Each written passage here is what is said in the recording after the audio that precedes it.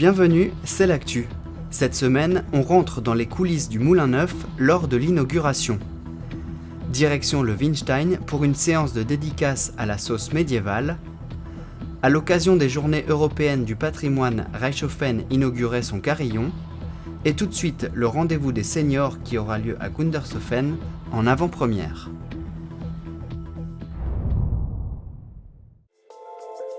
Favoriser l'accueil, l'écoute et l'orientation des personnes âgées, ce sera l'objet du Forum Senior. Après 2007 et 2009, la manifestation est renouvelée en 2011.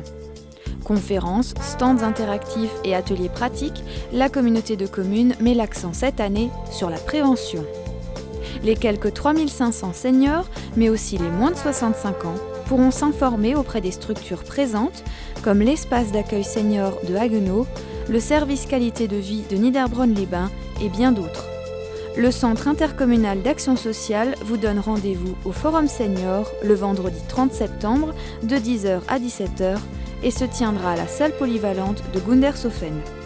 Pour plus d'informations, le CIAS répondra à vos appels au 03 88 05 86 87.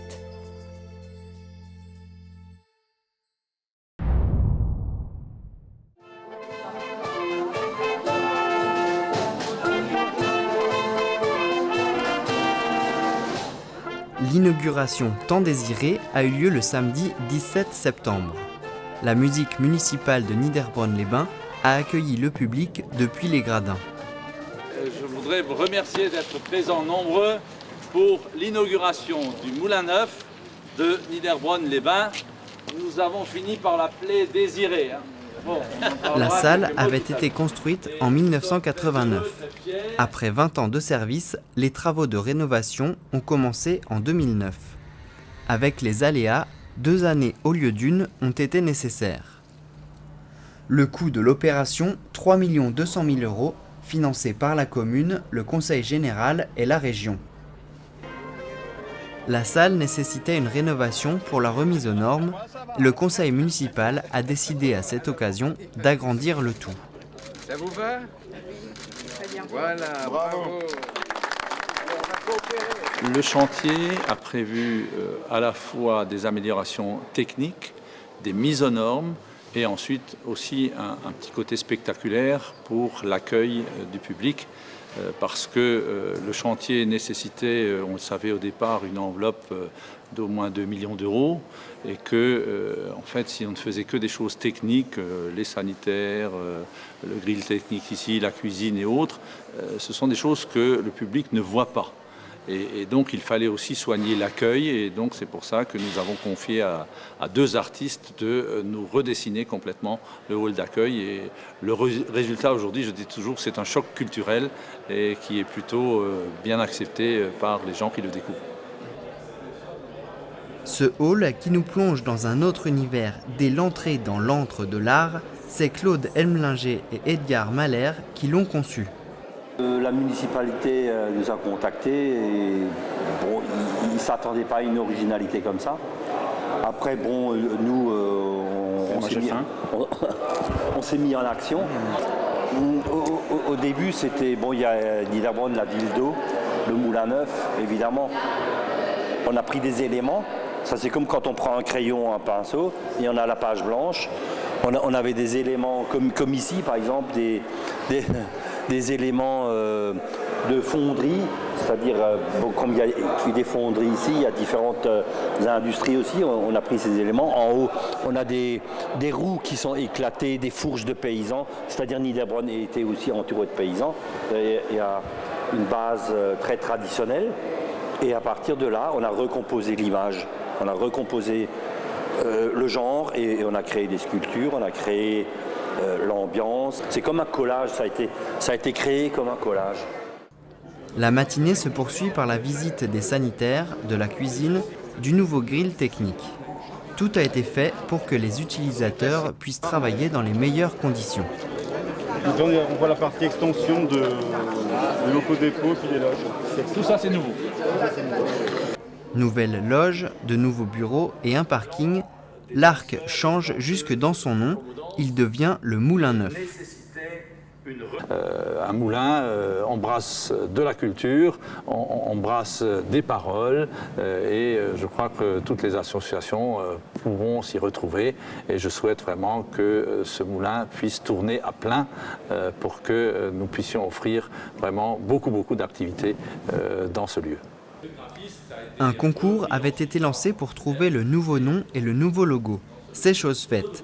Le Moulin Neuf est désormais prêt à accueillir de nombreux spectacles, repas et autres rencontres avicoles par exemple.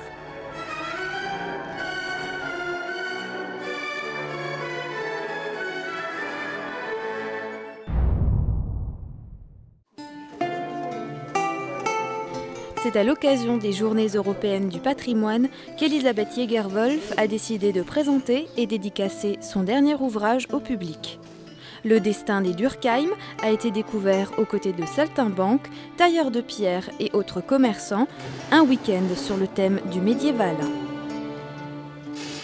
C'est vrai que j'étais partie sur une idée préalable de faire parler un château et puis ça a évolué au fur et à mesure des recherches et des contacts et en fait on va évoquer toute une dynastie, toute une généalogie, les Egbrecht von Durkheim, des chevaliers palatins venus s'implanter progressivement en Alsace durant le Moyen-Âge. L'écrivain nous propose cette fois encore un roman basé sur des faits historiques. Pour accoucher de son dernier ouvrage, elle a été épaulée par des aides précieuses, bénéfiques dans son long travail de recherche. C'est vrai que de s'appuyer sur des archives d'époque, c'est très intéressant parce que cela met en scène et anime beaucoup plus le roman.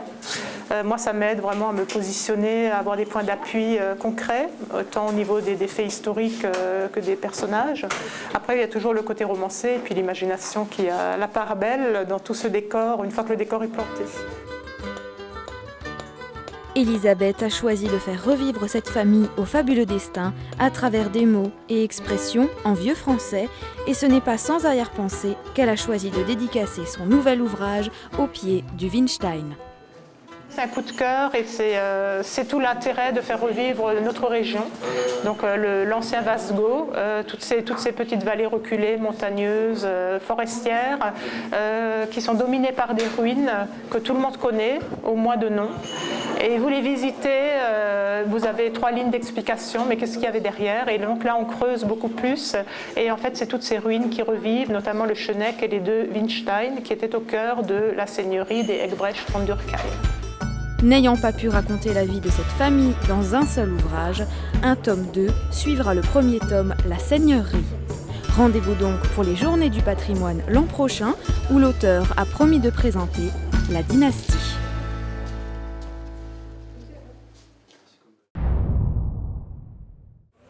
Glockenlieder. Das neue Glockenspiel ist in Rishofen im zweithöchsten Kirchenturm vom Elsass installiert worden. Dank der Journée du Patrimoine haben die Besucher eine Ausstellung über die Pfarrkleider besichtigen können und die ersten Noten vom Glockenspiel hören.